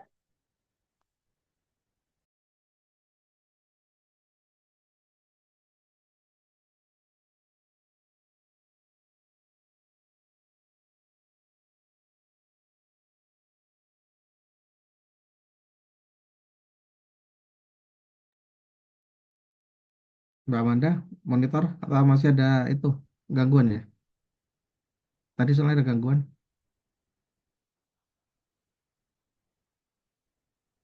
Lanjut aja, Mbak. Lalu selanjutnya ada upaya yang bisa dilakukan. Kesalahan pada tahap pasca analitik biasanya terjadi pada kesalahan penulisan, perhitungan, cara menilai, ketatausahaan, dan penanganan informasi. Salah satu pencegahannya yaitu diadakan manajemen teknologi berupa LIS. LIS di laboratorium berfungsi untuk menampung semua hasil pemeriksaan dari alat laboratorium secara otomatis, baik itu berupa hasil perhitungan manual. Tidak hanya untuk melihat hasil pemeriksaan di hari yang sama, tetapi mudah dilihat oleh petugas laboratorium dalam menilai hasil pemeriksaan yang akan dikeluarkan.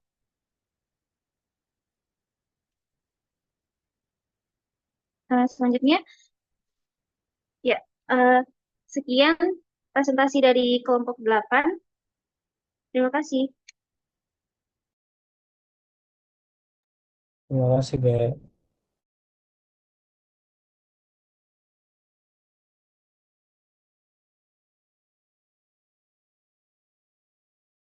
Terima kasih. Baik, semua kelompok sudah berpresentasi ya, dari 5 sampai 8. Selanjutnya, kesepakatan kemarin kita udah masing-masing kelompok sudah menyiapkan pertanyaan. Kelompok 4, 5. Kelompok 5. Kelompok maksudnya kalau selain kelompok 5, 6, 7, 8, untuk kelompok 5 sudah menyiapkan pertanyaan?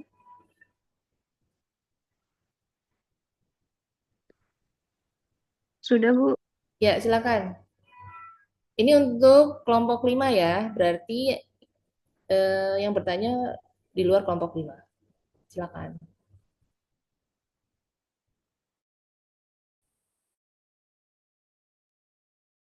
Izin untuk kelompok 5 tadi sama 6 kayaknya dia membahas waistguard-nya cuma satu sisi ya. Jadi tapi Ya. pertanyaannya nggak di sana sih, kan jadinya koreksi. Idealnya kapan ya kita melakukan kalibrasi untuk menghindari kesalahan sistematis? Kapan aja jadwalnya? Terima kasih. Ini Ibu maaf, ini dari kelompok berapa ya, Bu? Dari kelompok 3, Ibu. Oh, kelompok 3. Ya, silakan.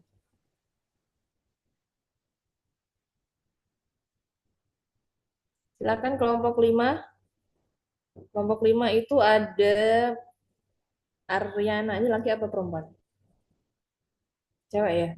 Atik Kusuma, Atika Setianingrum, Ayu Wulandari, Cynthia Ayu Melinski, Markus Evan, Maiga Kirana, Mia Wahyuni, Miftahul Jana, sama Miftihani. Yuk, kapan kalibrasi ya?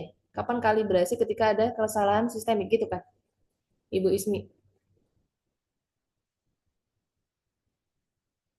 Idealnya kapan untuk menghindarinya, Bu? Oh, Untuk menghindari kesalahan itu kesalahan kan sistemik. biasanya kayak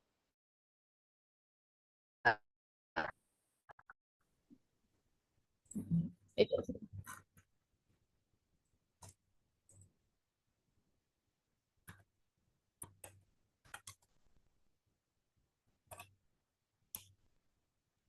Yuk, silakan kelompok 5. Kenapa hening sekali? Izin, Bu. Kalau untuk saya dari kelompok 5. Ya, Kalau atas nama siapa, misalkan Bu? Miftihani. Oke, Ibu Mifti ya. Kalau untuk pengalaman di saya, kalau kalibrasi itu jika sudah masuk di 1-2S atau 3 hari berturut-turut di nilai grafik yang sama. Di 1S atau 2S itu nanti dilakukan kalibrasi supaya tidak terjadi kesalahan sistemik ataupun kesalahan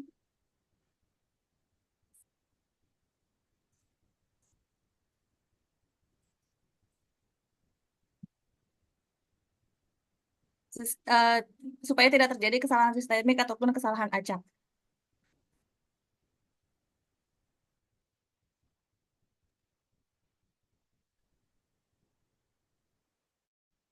Kalau kayak ganti load reagen, ganti load control, atau habis maintenance alat itu biasanya dikalibrasi nggak? Kalau untuk ganti load reagen atau load control, kalau misalkan masih sama seperti load sebelumnya dan tidak ada nilai yang nilainya tidak jauh, itu tidak dilakukan kalibrasi. Kalau untuk habis maintenance, iya. Sebentar. Nilai nggak jauh. Kesalahan sistemik itu yang seperti apa sih?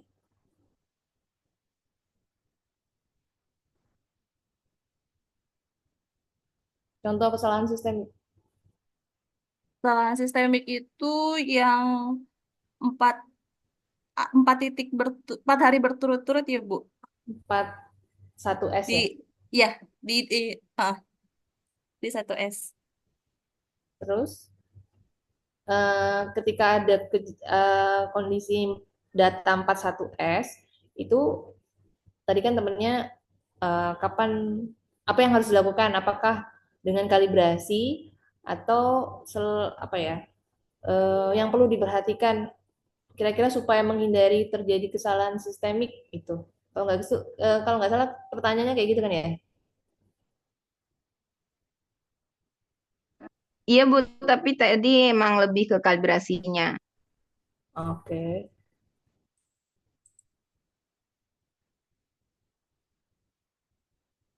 Ada yang mau bantu setelah di kelompok 5? Atau mau kelompok selain kelompok 5 boleh, silakan. Ada yang mau ngasih saran, masukan, atau pengalaman ketika terjadi apa ketika kan tadi siapa tadi namanya? Gue lupa. Miftihani bilang kalau dia datanya 41S, ya kan? Nah, ketika data 41S itu supaya lebih lebih apa ya? Menghindari terjadi kesalahan sistemik itu dilakukan kalibrasi. Nah, kalibrasinya kapan? Gitu kan? Kalau itu tadi udah dijawab, Bu. Kalau udah 3 kali berturut-turut di bawah plus 1 SD atau di bawah -1 SD, katanya ini kan langsung dikalibrasi kalau udah 3 data, atau udah 1-2S langsung dikalibrasi katanya tadi. Apakah itu hanya dari alat saja atau istilahnya kalau pemipetan, faktor pemipetan atau apa?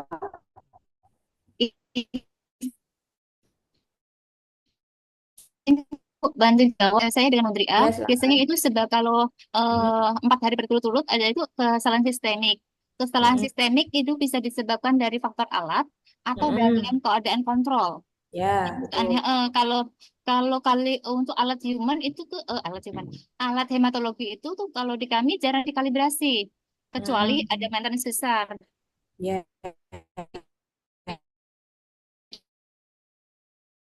Tapi kalau untuk hematologi analisa jarang kalau kita biasanya teknisi. Bila terjadi kesalahan sistemik, kita cek lagi alatnya. Kita maintenance, kita background, training, maintenance harian.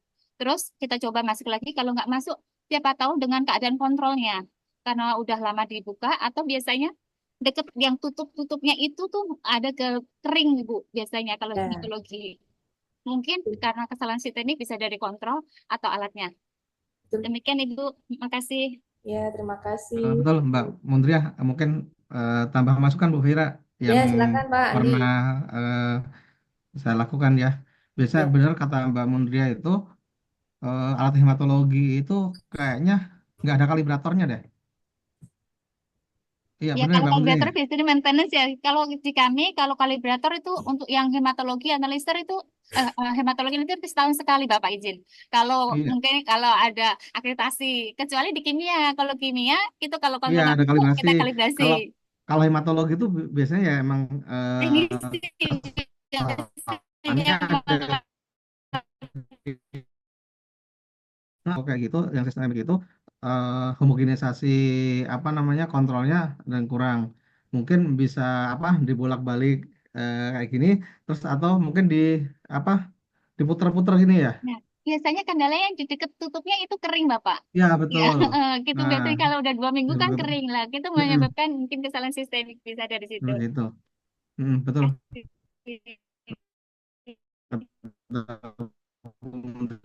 Sama kita homogen sampel yang benar sama dicek alatnya alatnya mungkin Dari di alat ya, Pak background ya. lagi sama Kita lihat background dulu, masuk atau enggak. iya betul iya sama sih Bu kayak gitu Makasih. ya sama kasih ya terima kasih Bu Wira mungkin itu aja Ya, pengalaman terima kami. kasih Pak Andi.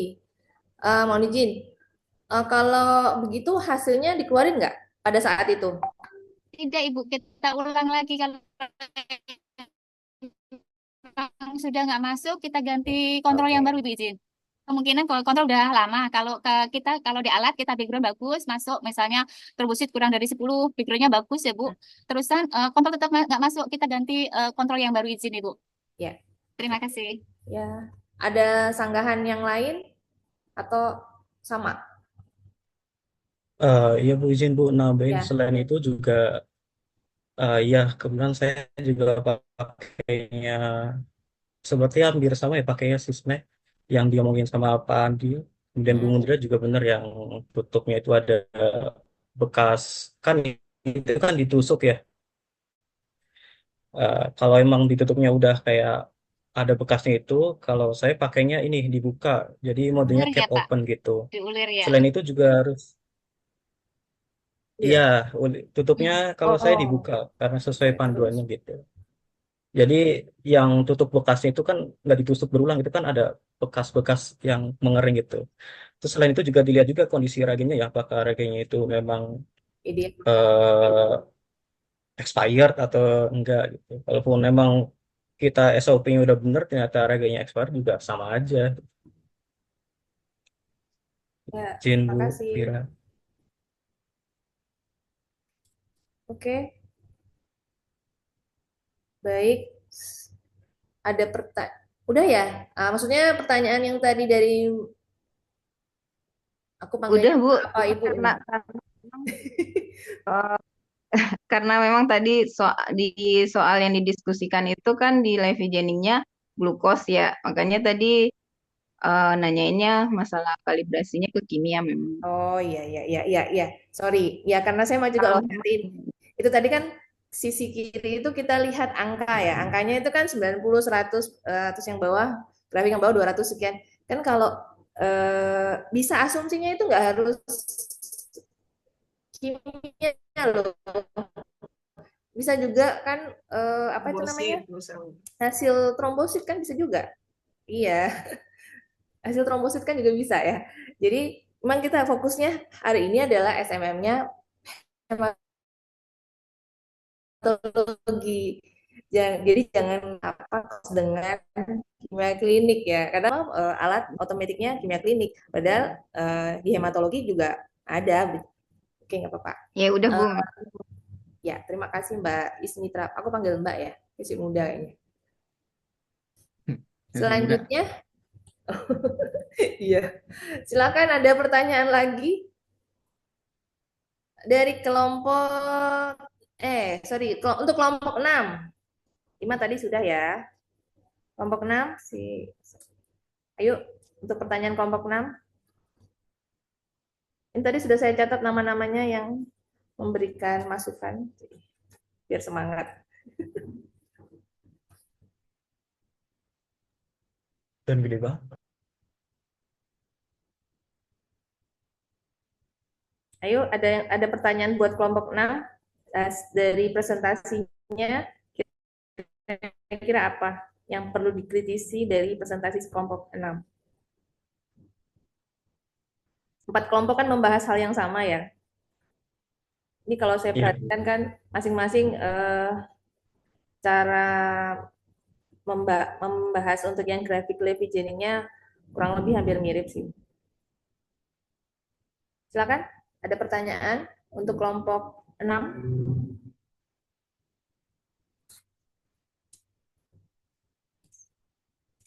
Ayo.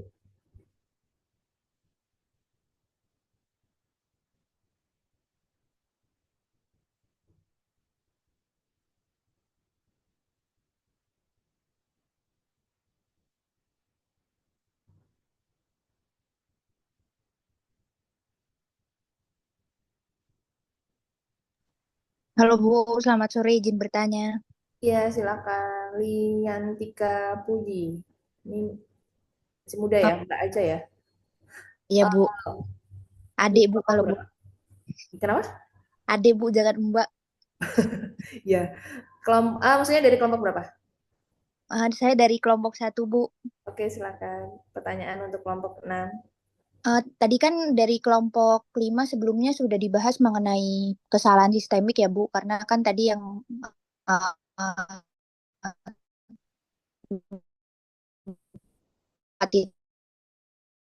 ada membahas tentang kesalahan acak. Nah, itu perbedaan antara kesalahan acak dan kesalahan sistemik itu apa ya? Mohon dijelaskan, terima kasih.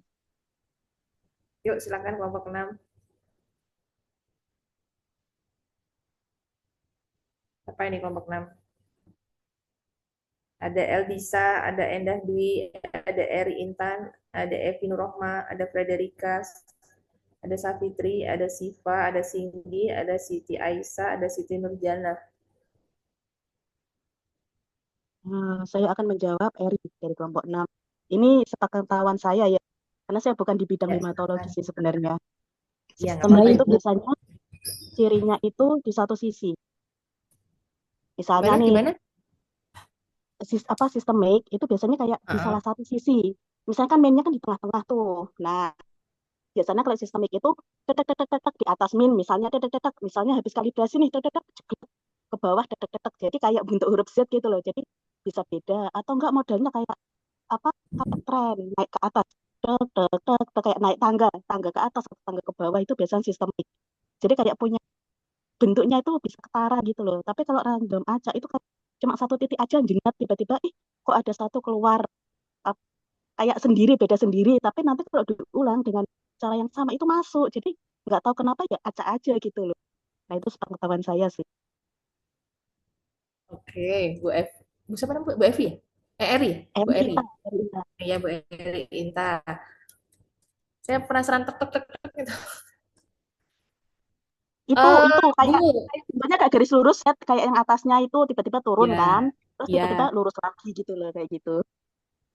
Berarti itu bisa pada data kalau di apa WestGuard dia berapa data gimana? 1S atau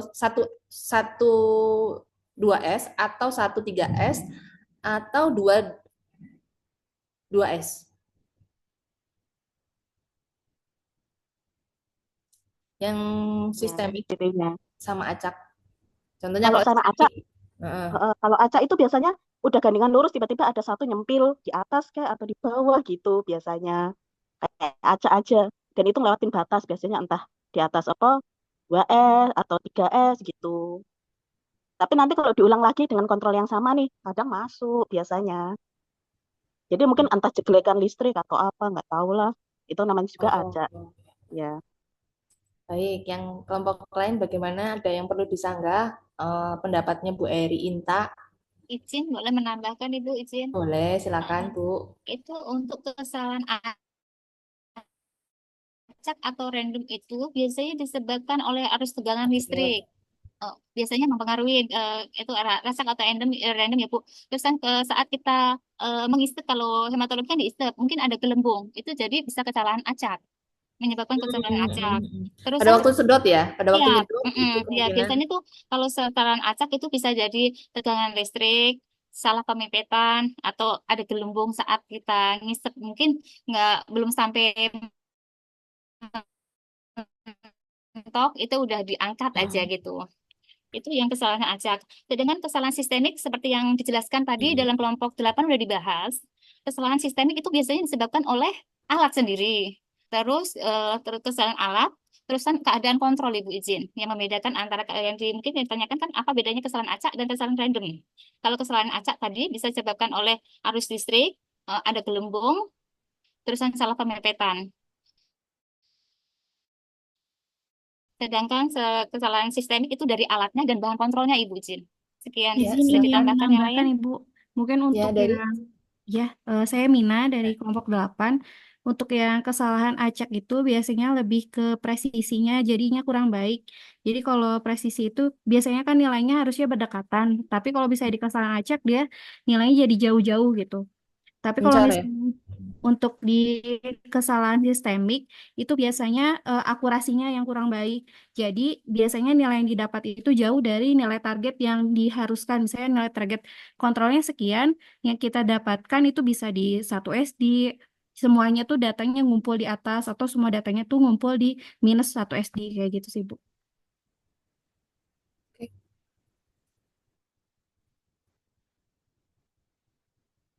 Ada sanggahan lagi? Izin nambahin Bu. Saya dari Zidan dari kelompok 8 juga, yang dijelaskan oleh yang sebelumnya. Untuk kesalahan acak ya, sesuai namanya acak berarti tidak dapat terprediksi seperti yang disampaikan oleh Mbak Eri yang tek tiba-tiba lompat ke atas atau ke bawah begitu. Kemudian untuk sistemik itu betul kesalahannya itu dapat diprediksi dan juga kesalahannya kadang konsisten. Contohnya seperti tadi 4, 1S, 2S seperti itu. Terima kasih. Oke. Gimana Mbak Liantika Puji? Apakah sudah Baik, terima kasih banyak untuk ibu-ibu dan kakak-kakaknya yang udah menjawab, udah ngerti. Apalagi yang Mbak Eri jelasin tadi yang tek tek tek cetek itu bekas banget. Ya, Kasih. oke. Oke, lanjut kelompok 7 ya. Yuk, pertanyaan buat kelompok 7. Kelompok 7 itu tadi PT-nya bagus.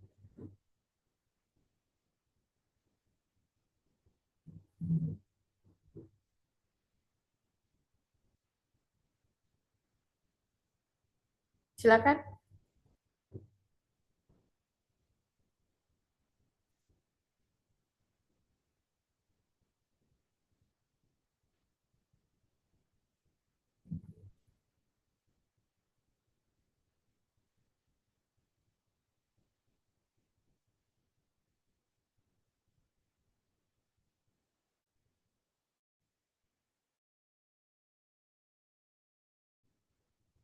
Tidak ada buat kelompok 7. Kasihan loh mereka bikin PPT segini banyak, nggak ada pertanyaan. Nggak harus ini ya, nggak harus yang live visioningnya ya. Mau yang lainnya juga nggak apa-apa. Izin nanya lagi boleh, Bu. Oh, Soalnya lebih boleh. enak di live visioning memang, Bu. Ya. Ya, silakan. Kelompok 7 tadi, kelompok 7 tadi kayaknya kurang di 22S sama 10X. Mungkin bisa dijelaskan kembali deh. Di Di soal ada 10S kan? soalnya Sebentar. Oh, ada yang 22S 1 2 3 4 sama 5 10X. 9 10. Ada ya, 10S ada ya, 10X ada. Ya, mungkin bisa dijelaskan lagi, Bu, soalnya. Ayo, siapa? Kelompok 7. Kelompok 7 itu ada Gilang, Hardianti, Herlin, Iin, Ina, Rani. Udah ya?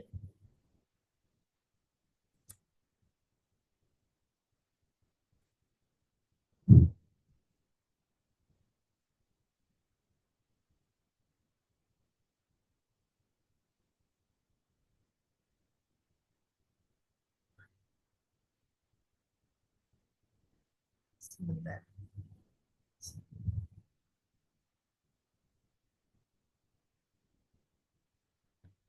Iya, kelompok 7.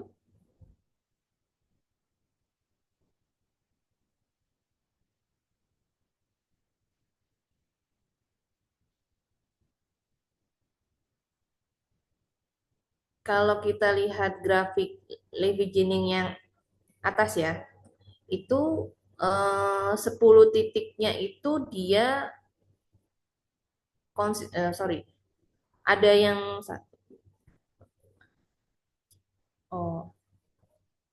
ada yang nggak nyampe 10, ini 9. Nggak nyampe 10 ini, Mbak. Kalau 10 itu bukannya dia di titik yang sama ya? Maksudnya lurus gitu. Yang sama. Ya kan, Dari sedangkan ini 34 kan sampai kan di grafik 34 sampai 43, Bu. Kenapa? Sisi Bu. Yang sama, Bu. Dari yang sama, hari kan? ke-4 sampai 43 ketemu di 4S juga sih, Bu. Nah, iya. Yang di rombongan. Nah, ya, maksud saya kalau 10 ini nggak ada 10X. Maksud aku nggak ada 10X di sini. Ini ada 4S, 42S. Berarti dari 4S itu udah nyampe min atau masih di bawah itu ya, Bu? Aku ngelihatnya masih di bawah. Iya, enggak. Kalau 10, setahu saya kalau 10X itu dia di titik yang sama. Misalnya di minus 2 SD, dia 2 SD terus sampai 10 gitu. Nah, itu baru. Iya nggak sih? Oh, berarti yang setelah 4S ini udah nyampe atas atau masih di bawah sih, Bu? Aku ngelihatnya masih di bawah dia. Iya, Setelah ini di 4S. bawah. Ini kan berarti yang ini 42. Yang dia 2S. yang data kelima, Bu. Data 1 2 3 kelima. 4. Kan dari yang 37 dari hari sampai ke-34. Dari hari ke-34 ini kalau dia di setelah 4S ini data kelimanya udah nggak masuk di sisi yang sama, berarti memang udah nggak 10X sih, Bu. Iya. Ya. Tapi aku ngelihatnya masih di bawah. Ya, makanya mau saya luruskan bahwasanya tadi kan Mbak siapa tadi Mbak Ismitra bilangnya 10X. Nah, kalau kita lihat itu 10X itu nggak ada di sini, ya kan? Karena di titiknya kan, sorry, ini di hari 30, data yang ke-34 dia memang minus 1 SD. Terus kemudian data ke-35 dia minus 2 SD. Tapi dia data ke-36 dia naik lagi kan? Baru yang 37 sampai 40 dia di 4 titik yang sama. Berarti nggak Tapi kan dia 10X, nggak berlaku nggak 10. melewati min, Bu. Kenapa? Tapi nggak melewati min kan? Dia nggak melewati min maksudnya, Bu. Masih di salah satu sisi bawah min. Iya. Atau gimana? Jadinya Iya Bu, bingung. saya juga maksudnya kalau baca dari literasi itu, kalau Mm-mm. 10X itu eh, 10 kali hasil nilai kontrol berturut-turut eh, dalam sisi min yang sama Bu, bukan Iya. SD yang sama. Gitu. Min tuh maksudnya yang nilai nilai nilai tengahnya kan? Iya, jadi kalau Ya, misal di sini minnya itu antara 95, anggap aja 97, berarti di bawah 97 ada 10 kali ini 10X. Itu saya ya, juga bingung. ya. Jadi 10X itu di data yang sama. Maksudnya kalau dia angkanya 97 terus eh, di 10 data. 10 data. Nggak naik turun. Kalau naik turun dia nggak bisa dikatakan 10X. Meskipun dia di ada 97, 98, 99, kemudian 97, 98, ya gitu nggak. Bagaimana yang lain? Bu, apa ada yang mau menanggapin? Kira-kira ada punya pendapat yang berbeda atau sama? Silakan. Ya, izin Bu. Mm-mm. Setahu saya juga kalau misalkan satu titik itu malah nilainya sama dalam 10 hari itu di Ya, titik sama terus Bu. Misalnya di titik 0. Misalnya 10 hari berturut-turut silkositnya itu SD-nya itu di titik 00 berturut-turut selama 10 hari itu baru masuk ke 10 X. gitu ke sih Bu. Iya benar ya. Iya Mm, sama aja. mm. Iya itu Bisa dia maksud. dinilai means atau dia di bawahnya means tapi di titik yang sama selama 10 kali 10 data. Itu Iya, baru iya 10X betul Bu. gitu. Tapi kalau contoh yang di grafik yang level 1 tadi, itu kan ada ada kurang lebih 10 ya, 10 data itu dia di bawah kan. Nah, itu belum bisa dikatakan 10X. Kalau menurut saya seperti itu ya. Kira-kira yang lain sama atau punya pandangan yang berbeda? Soalnya biasanya kalau di kayak webinar gitu di satu sisi salah satu sisi entah itu di atas min atau di bawah Ya, Bu. benar, benar. Makanya. Ya, dia bisa di bawah min atau di atas min 1 SD atau plus 1 SD. Atau bisa di minnya juga bisa di titik yang sama juga bisa. Asalkan dia 10 titik dia konsisten di nilai yang sama selama 10 kali. Bisa 10X, bisa 7X. Seperti itu.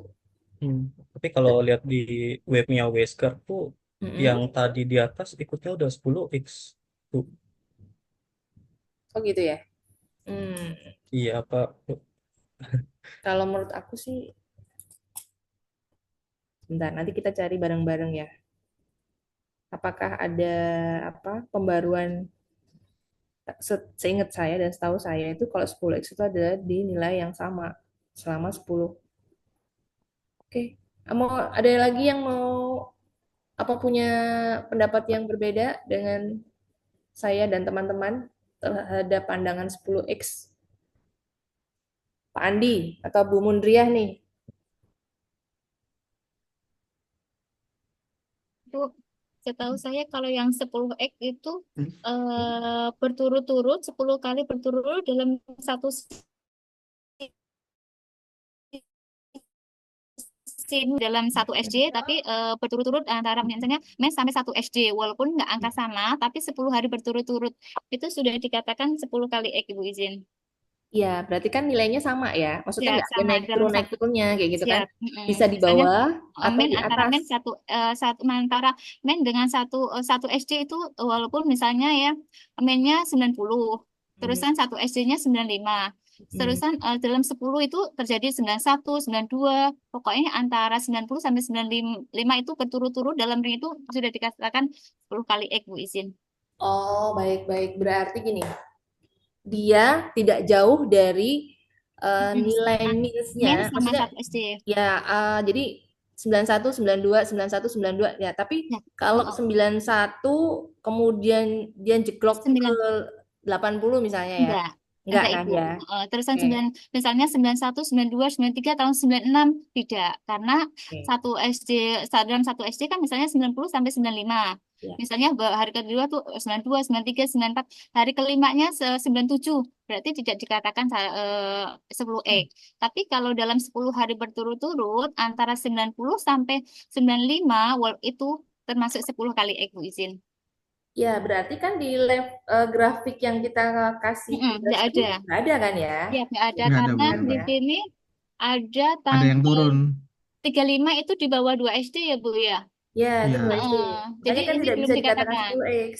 Ya, siap, Iya, betul, nggak Bu. dikatakan, Ibu. Ya, Dalam grafik ini nggak ada 10 kali X. ya, oke. Kecuali Sepakat yang ya, tadi tidak yang ada bawah 10. itu ini ya Mbak, agak naik Terus, dikit ya. iya. Terusan tanggal 41 itu naik itu nggak bisa. Ya. Masih ada fluktuatif itu loh, Bu. Hmm.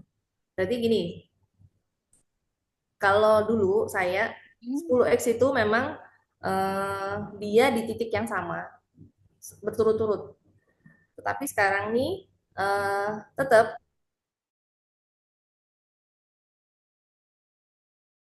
dari 10 data itu dia konsisten antara 91, 92, 91, 92 kayak gitu. Nggak boleh ada yang tiba-tiba 80 atau 86 atau 89 kayak gitu.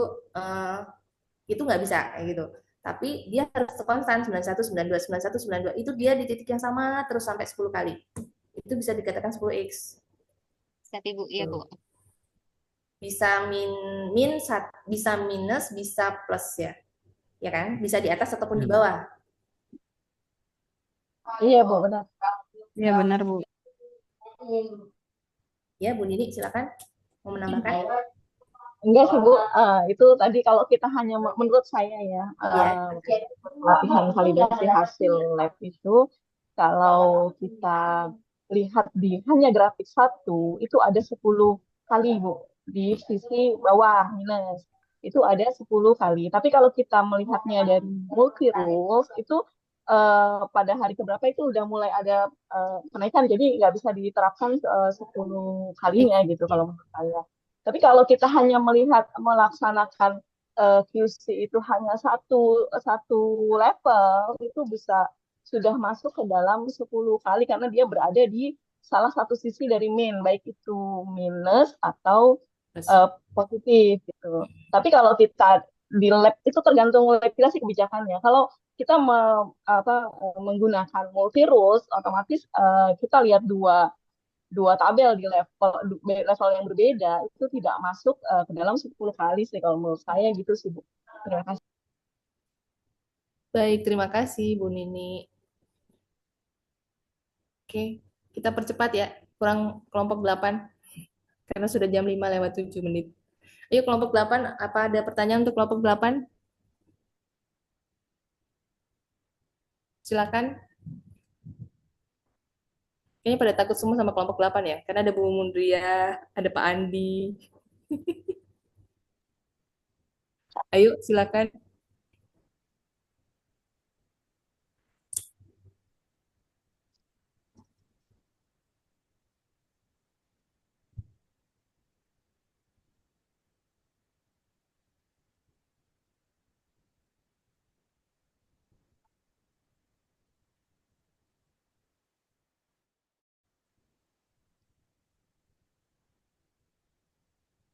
Silakan pertanyaan buat kelompok 8.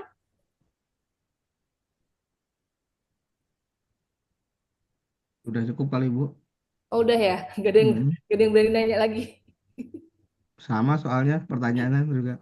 Ya, oke.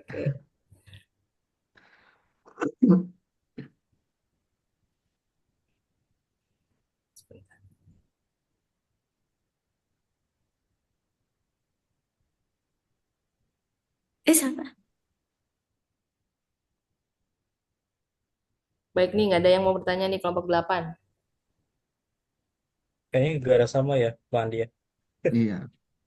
Ya pokoknya Semuanya udah tadi udah dijawab kelompok 8 juga sih Bu, itu udah ditambahin nama kelompok 8. Iya. Iya, makanya kan kelompok 8 yang kayaknya kelompok 8 yang sering ngasih jawaban. Jadi semua pada takut.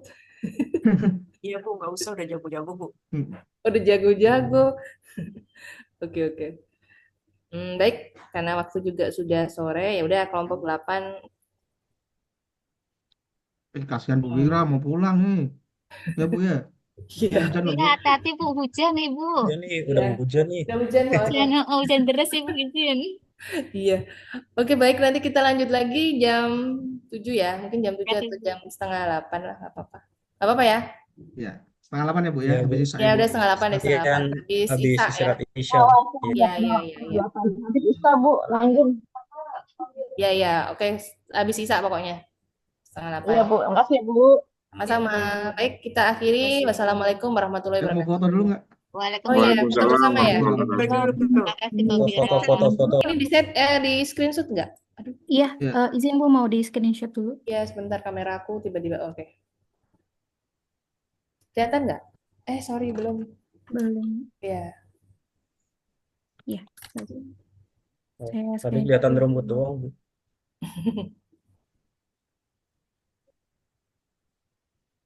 Sudah? Ya, slide pertama.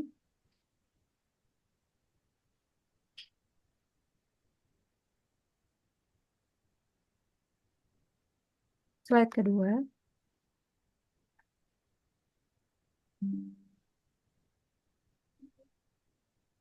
Slide ketiga.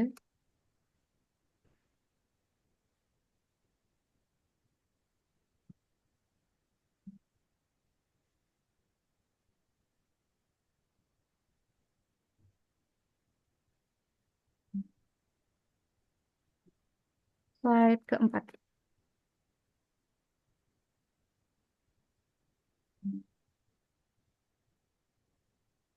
Ya, izin. Sudah, Bu. Baik, terima kasih. Saya akhiri. Wassalamualaikum warahmatullahi wabarakatuh. Waalaikumsalam warahmatullahi wabarakatuh.